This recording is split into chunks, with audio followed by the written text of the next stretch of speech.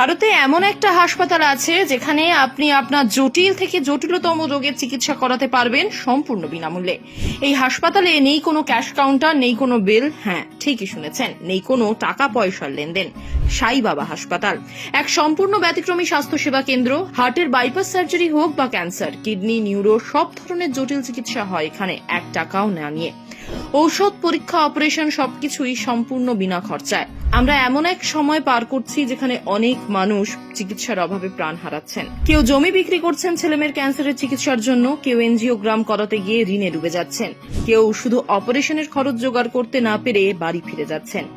এমন বাস্তবের মধ্যে দাঁড়িয়ে সাই বাবা হাসপাতালের মতো প্রতিষ্ঠান যেন এক প্রকার ঈশ্বর প্রদত্ত আশ্বাস। কলকাতা থেকে কি করে যাওয়া যাবে? শ্রী সত্য সাই ইনস্টিটিউট অফ হায়ার মেডিকেল সায়েন্সেসের দুটি প্রধান শাখা রয়েছে ভারতে। প্রথমটি পুট্টাপার্থী, অন্ধ্রপ্রদেশ, মূল সদর দপ্তর। এই হাসপাতালের নাম Shri Satya Sai institute of higher medical sciences. Kolkata থেকে যেতে হলে ট্রেনে হাওড়া থেকে স্টেশন ধরে সত্যনারায়ণ রেল স্টেশন পর্যন্ত ট্রেন পাওয়া যায়।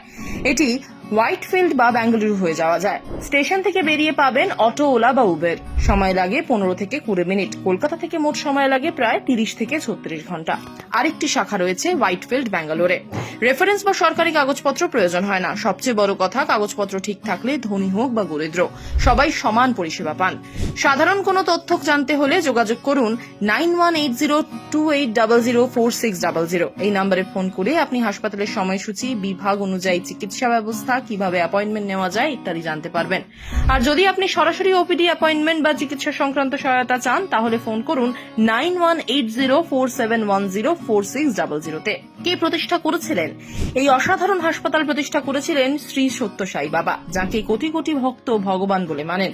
তিনি বিশ্বাস করতেন মানব সেবা হলো পরম ধর্ম। তার স্বপ্ন ছিল এমন একটা জায়গা বানানো যেখানে মানুষের চিকিৎসা হবে সেবা হিসেবে, পণ্য হিসেবে নয়।